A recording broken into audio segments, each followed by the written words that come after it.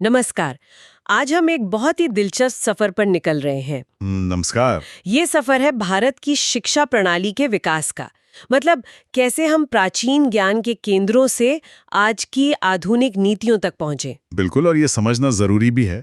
हमारे पास जो जानकारी है उसमें पुराने संस्थान हैं, बड़े विद्वान, फिर अंग्रेजों के समय के आयोग, आजादी के बाद की नीतियां, नियामक संस्थाएं। हाँ, तो आज हम कोशिश करेंगे कि इस पूरी यात्रा के जो अहम पड़ाव हैं उन्हें समझें, देखें कि कैसे अतीत ने आज की शिक्षा को गढ़ा है। और ये देखना भी दिलचस्प होगा कि कैसे कुछ चीजें लगातार चलती रहीं और कैसे बदलाव आए, क्योंकि आज जो एनईपी 2020 जैसे सुधार है ना, उनकी जड़ें कहीं ना कहीं इसी इतिहास में हैं। सही कहा। तो चलिए शुरू करते हैं। हम्म। सबसे पहले चलते हैं प्राचीन भारत में। क्या शानदार विरासत रही है हमारी। तक्षशिला, नालंदा, विक्रमशिला, वल्लभी, शारदा पीठ, ये सिर्फ नाम नहीं है। एक ज्ञान के वो पावर हाउस थे, समझिए। हम्म। तक्षशिला को तो दुनिया की शुरुआती यूनिवर्सिटीज में गिना जाता है। और नालंदा, मैंने पढ़ा है कि वहाँ 10,000 से ज्यादा छात्र थे 5वीं सदी में। हाँ बिल्कुल। और सोचिए वहाँ क्या क्या पढ़ाया जाता था। सिर्फ वेद या दर्शन नहीं, अच्छा। राजनीति शास्त्र जैसे चाणक्य का अर्थशास्त्र, चिकित्सा, खगोल विज्ञान, गणित, आर्यभट्ट वहीं से थे। ओहो, आर्यभट्ट, शून्य वाले। जी हाँ, शून्य की अवधारणा, सूर्य केंद्रित सोच, उस जमाने में ये बहुत बड़ी बात थी। फिर व्याकरण, युद्ध नीति, कॉमर्स, मतलब जीवन का शायद ही कोई पहलू हो जो वहां कवर न होता हो। ये तो कमाल है। मतलब शिक्षा कितनी समग्र थी, है ना? बिल्कुल, होलिस्टिक जिसे कहते हैं। और विद्वान भी देखिए, चाणक्य, नागार्जुन, आर्यभट्ट, वेन-सांग जैसे यात्री यहाँ आकर पढ़कर गए और फिर दुनिया को बताया। चाणक्य का अर्थशास्त्र तो आज भी पढ़ा जाता है। सही बात है। यही वो चीज थी जिसने भारत को ज्ञान केंद्र बनाया दुनिया में। लेकिन एक दुखद पहलू भी है। वो क्या? इन महान केंद्रों का पतन, जैसे बख्तियार खिलजी ने नालंदा और विक्रमशिला को नष्ट कर दिया, ओह। वो भारतीय ज्ञान परंपरा के लिए एक बहुत बड़ा झटका था, जिसका असर शायद आज तक महसूस होता है। ये दिखाता है कि ज्ञान को सहेजना कितना जरूरी और कितना मुश्किल काम है। ये तो है। अच्छा, तो प्राचीन काल से अब आगे बढ़ते हैं। औपनिवेशिक काल यानी अंग्रेजों का दौर। यहाँ से आधुनिक शिक्षा की शक्ल बननी शुरू हुई, है ना? हाँ, कह सकते हैं। यहाँ कुछ महत्वपूर्ण दस्तावेज और आयोग सामने आते हैं। सबसे पहले शायद वुड्स डिस्पैच 1854 का। हाँ, मैंने सुना इसे भारतीय शिक्षा का मैग्ना कार्टा कहते हैं। जी, कहा जाता है ये अहम इसलिए था क्योंकि इसने पहली बार एक पूरी सिस्टमैटिक प्रणाली का ढांचा दिया, प्राइमरी से लेकर यूनिवर्सिटी तक। अच्छा। इसमें स्थानीय भाषाओं में पढ़ाई, टीचर ट्रेनिंग, महिला शिक्षा की भी बात थी। ये तो सुनने में काफी अच्छा लगता है। हाँ, लेकिन इस पे बहस भी होती है।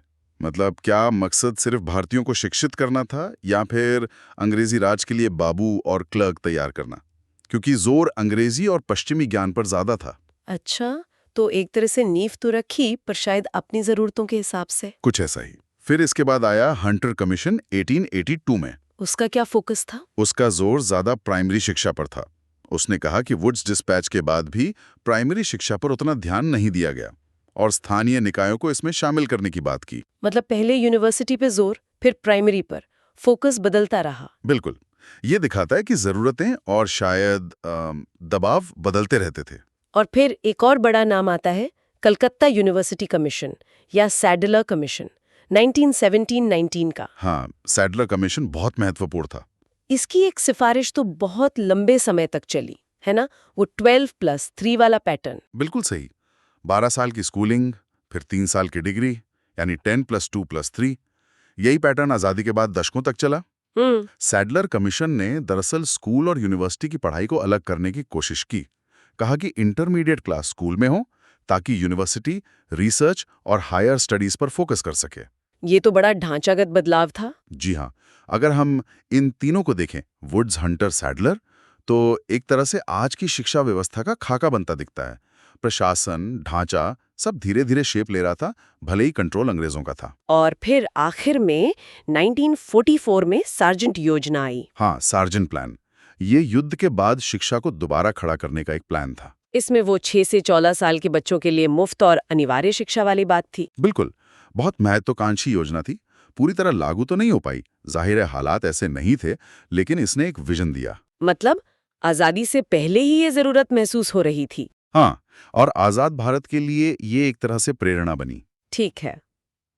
तो अब आते हैं सबसे अहम पड़ाव पर, आजादी के बाद का भारत। हाँ, अब बागडोर अपने हाथ में थी। और शिक्षा को राष्ट्र निर्माण का सबसे बड़ा जरिया माना गया।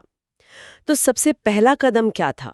सबसे पहला बड़ा कदम था यूनिवर्सिटी एजुकेशन कमीशन 1948-49 में, जिसके अध्यक्ष थे डॉक्टर सर्वपल्ली राधाकृष्णन। अच्छा, राधाकृष्णन आयोग। जैसा नाम से लग रहा है, फोकस यूनिवर्सिटी पर था। जी, आज़ादी के बाद उच्च शिक्षा की क्या दिशा हो, स्टैंडर्ड कैसे सुधारे जाएं, इस पर इसने काम किया।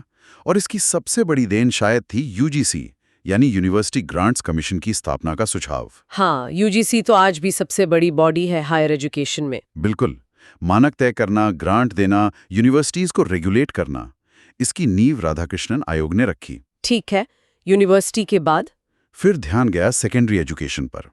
1952-53 में आया मुदालियर कमीशन।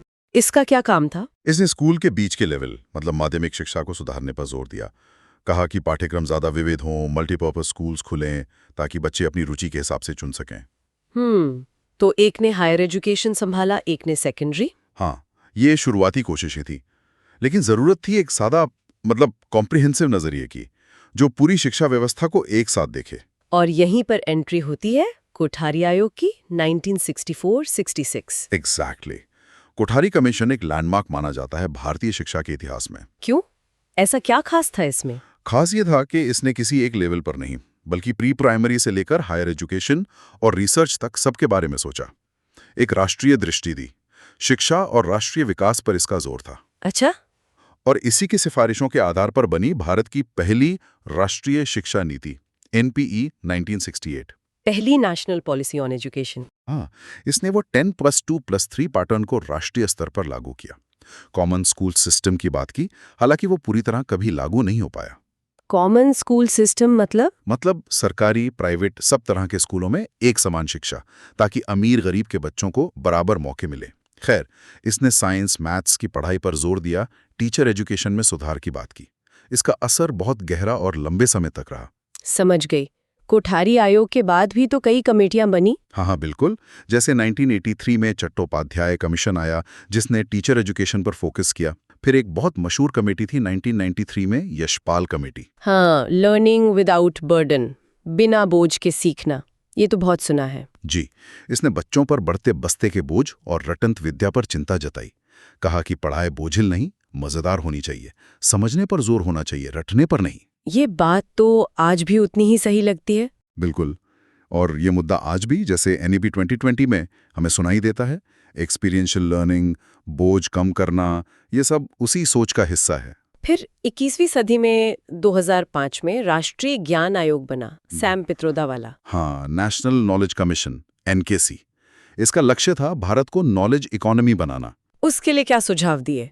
इसने शिक्षा, रिसर्च, इनोवेशन, लाइब्रेरी, ई-गवर्नेंस, कई क्षेत्रों में सिफारिशें दी। मतलब कैसे ज्ञान तक सबकी पहुंच हो, कैसे हम इनोवेशन में आगे बढ़ें, हायर एजुकेशन में एक्सेलेंस कैसे आए।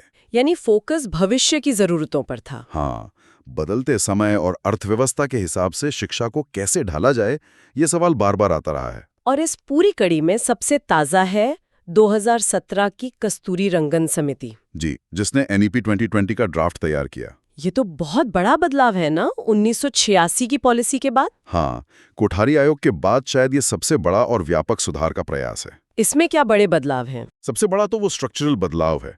10+2+3 के जगह 5+3+3+4। फिर मल्टी डिसिप्लिनरी और होलिस्टिक एजुकेशन पर जोर है। होलिस्टिक मतलब सिर्फ किताबी ज्ञान नहीं, बल्कि बच्चे का सार्विक विकास, कला, संगीत, खेल, वोकेशनल स्किल्स, सब कुछ। फाउंडेशनल लिटरेसी और न्यूमरेसी पर बहुत जोर है। अच्छा, यानी बुनियादी पढ़ना लिखना और गिनना। हाँ, कि तीसरी क्लास तक हर बच्चा उसे हासिल कर ले। हायर एजुकेशन में भी बड़े बदलाव हैं, जैसे multiple entry exit, single regulator का विचार। ये यशपाल कमेटी वाली बिना बोझ के सीखने की भावना को भी आगे बढ़ाता है। तो ये तो हुई आयोगों और समितियों की कहानी। अब जरा नीतियों और संस्थाओं को भी देख लेते हैं। ठीक है। नीतियां तो मुख्य रूप से तीन हो गई। NPE 1968, फिर NPE 1986, जिसे 1992 में थोड़ा बदला गया, और अब NEP 2020। बिल्कुल। और हर नीति अपने समय की जरूरतों और प्राथमिकताओं को दिखाती है। 1968 वाली राष्ट्रीय एकता आधुनिकीकरण पर केंद्रित थी। और 1986-92 वाली? वो सामाजिक न्याय, बराबरी, शिक्षा की पहुंच बढ़ाने, खासकर लड़कियों और वंचित तबकों तक ऑपरेशन ब्लैक बोर्ड जैसे कार्यक्रमों पर ज्यादा केंद्रित थी। और NEP 2020? ये 21वीं सदी के लिए है।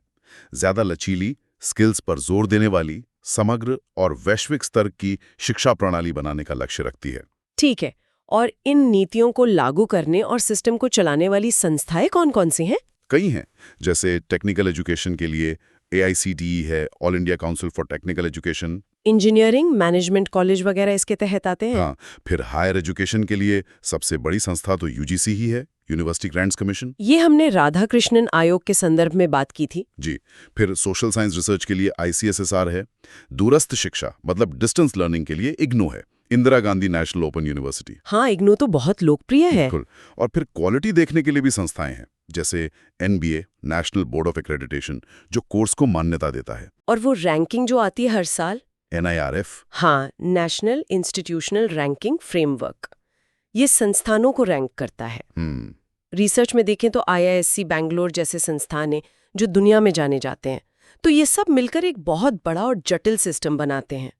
इनका काम है रेगुलेट करना, पैसा देना, स्टैंडर्ड बनाना, क्वालिटी चेक करना, और इन सब में संतुलन बनाना बहुत मुश्किल काम है। पहुंच, क्वालिटी, प्रासंगिकता, सबके बीच। तो अगर हम पूरी कहानी को समेटे तो ये दिखता है कि भारतीय शिक्षा ने एक बहुत लंबा और उतार चढ़ाव भरा सफर तय किया है। सही कहा। प्राचीन ज्ञान केंद्रों की शान से लेकर अंग्रेजी राज के ढांचे, फिर आजादी के बाद राष्ट्र बनाने के सपने, और अब दुनिया के साथ कदम मिलाने की चुनौती तक। वुड्स डिस्पैच, कोठारी आयोग, NEP 2020, ये कुछ मील के पत्थर रहे इस रास्ते में। बिल्कुल। और ये सफर अभी खत्म नहीं हुआ है, ये जारी है। लेकिन जब हम इस पूरे इतिहास को देखते हैं ना, तो एक सवाल मन में आता है। क्या?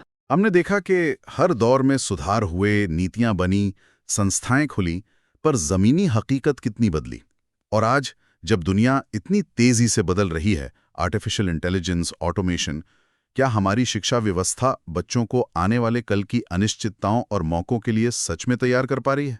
ये तो बहुत बड़ा सवाल है। क्या हम सिर्फ जानकारी दे रहे हैं या उनमें वो स्किल्स भी डाल पा रहे हैं, जैसे critical thinking, problem solving, creativity, adaptability, अतीत से सबक लेकर भविष्य की सही रणनीति बनाना?